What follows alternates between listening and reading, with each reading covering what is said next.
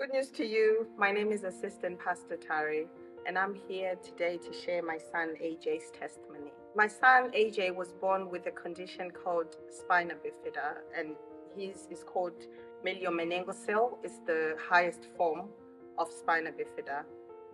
And with that condition, his spine, the lower part of his back on his spine, is quite curved, so humped up. 2023, his the skin on the top of his spine, of his back, it started breaking down.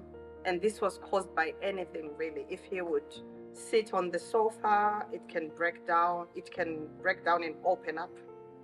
If he would lie down in his bed, it would break down and open up.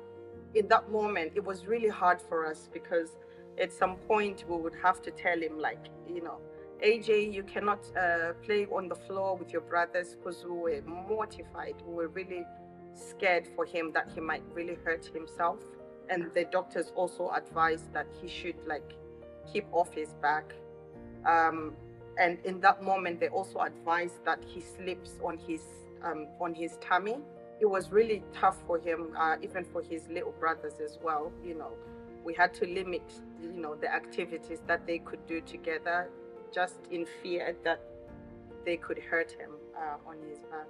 Every week, we had to travel to go to Children's Hospital so that he can be dressed there. But then when the nurses realized that it was not getting any better, I had to go through, me and my husband, we had to go through training on how to change his dressing so that we could do that every day, because they said that might help aid the healing. But it did not really make a difference because it only just kept getting worse, despite us changing the dressings and adding whatever, ointments, medications that they were giving us that he was on.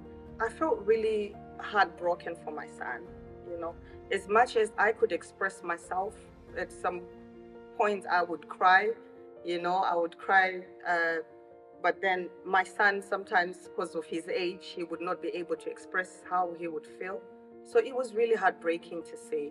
This really affected, our family life to a massive extent. AJ was starting school, but then the school that we found, they really could not take him on full time because they said that they could not meet his need because of his back. And they needed somebody to come in and change his positions so that his wound doesn't deteriorate. At first, it started off showing it was a little opening on his back, and then gradually it just kept getting bigger and bigger. At some point, it was bleeding, and it had it's like something had chewed on it, so it looked like something was mowing on it, chewing on it. And then later on, his spine got exposed to an extent that we could visibly see the white bone on his back. And then at some point in that wound, some clear fluid started oozing out. He had to be taken into hospital. And the specialists, when they were very concerned, because at some point they were thinking it's probably spinal fluid. And they were then giving us these scenarios that, if they would check it and if it's like spinal fluid, this might be very detrimental to his health. And it could cause meningitis because the wound is open. This is a very great way for infection to come in and go straight to his brain through the spine. So we were very scared, and we ended up staying in hospital with him for about a week. And they were doing all the checks and tests. But, all thanks be to the God of my Prophet Uebert angel, everything came out clear and it was not spinal fluid. This really made us feel very heartbroken for him. It was painful to watch him in such a situation. And, we felt really desperate, and we felt as parents, we felt really defeated, helpless, that we could not do anything to help our son.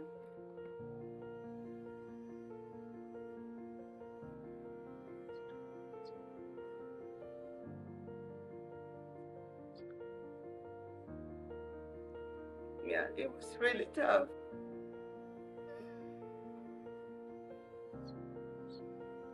You know, when your child has like a tummy ache, you can say, I can just give them, paracetamol or Calpol and they're okay. This was off the charts. This was not something that you could just decide, I'm going to take him to the GP and he's going to be fine. You know, it was a journey filled with so much pain. And to think that we had so much specialists. He had the spinal nurses, he had the plastic surgeons, he had the orthopedic doctors, he had the tissue viability nurses, and all these are very much professionals. They weren't really doing much to help us, and the wound was just getting worse. And by this time we are really desperate because our son's spine is showing, the bone is showing, and we're thinking, what do we do next? And Exodus season was advertised, and then me and my husband, we knew the moment it was advertised that this has got to be our solution, and we have to make it to Exodus, to Zimbabwe. You know, my husband decided that I go and represent us and our son in Zimbabwe at the Good News City. When I got to Zimbabwe, I remember we went for our Exodus night, and then we went for ambassador service.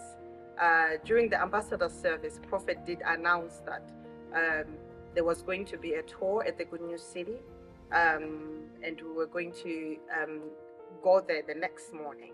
So whilst we was on the bus on the way to the Good News City, I was really overcome by emotions. I was crying. People were just staring at me. They did not understand what I was going through. At some point, I ended up like taking a piece of paper, and I just started writing prayer requests. And I remember in those prayer requests, I also wrote, something about my son's back and his healing and how desperate I was, and knowing that this was like my last resort. Everything, remember, everybody had failed us. The specialist had failed us. So this was my last hope. And I had the faith, that something is going to happen because of the prophet of this last dispensation. When we then got to the Good News City, and then we got to the pit, and at that pit, people were just praying. Everybody was just praying and worshiping, and so many miracles were happening and taking place there. And then I remember I went into the pit. I knelt down in the pit, and I remember I started scooping some soil. I was scrambling with my nails because I didn't have anything to use to scramble the soil. So I was just gathering the soil with my nails, and I was taking it and I was putting it in my water bottle. And then I remember at some point I was taking some soil and I was eating it. And as I was eating it, I was also just using myself as a point of contact for my son. So I remember we were praying. I was praying deep down in my spirit, like, this is why I'm here. I just said to myself, whatever healings that have happened in this place, on this wall, the same thing, that same action, it has to work for my son. And I was just saying it in my spirit. I wasn't really praying. And then I remember trying to dig a wall, like a little hole to put my prayer request.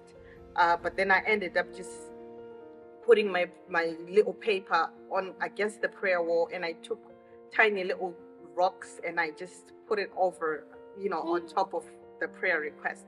And then soon after that, we just left. We left the Good News City. As I was in Zimbabwe, my husband kept on sending me updates, like picture updates of AJ's back. So every single day he'll send me a picture so that we would see, how the word is working in our lives. And we were really expectant, so we really wanted to see like what was going to happen. And I remember with all these images my husband was sending me, the image that he sent on day 5 was absolutely amazing. I was shocked at the transformation, like how much the wound had healed. It had significantly reduced, and this was absolutely amazing and unheard of, from our point of view, because remember we had spent like almost a year going in and out of hospital, spending every single thing that we had, trusting the professionals, and they did not do anything for us. And this is happening in just 5 days. So this was really big for us. So I even sent some pictures to some of our family members and our friends, and some people, who we were praying with, and they could not believe it. They absolutely were shocked to say, you guys have been going through this for a whole year, and just within 5 days of leaving the Good News City, and this is happening. So this was absolutely amazing. I just want to massively thank our prophet, the highly esteemed prophet Uebert Angel. Thank you so much, sir, for agreeing to be used by the Lord. Thank you so much for the healing unction that you carry. Um, our lives will never be the same again. Our family is transformed. Our son's back is healed. So we are really grateful. And I just want to encourage anybody who might be watching Prophet, or who's not already following the Prophet, go on every media platform, follow the Prophet. Even when Prophet is teaching, there is no barrier. Whether you're watching on television, on YouTube, you can still receive your healing, whether you are there at the hippodrome with the Prophet or you're watching online. There is no barrier. Just believe. All you need to do is to believe, and your life will never be the same again. And once again, I just want to say thank you so much, Prophet. So I would like to thank my prophet, my mentor, Prophet Uebert Angel, for showing me us the way as a family. Thank you very much, sir. We appreciate you for all you do in our lives. Thank you, Prophet. Bye.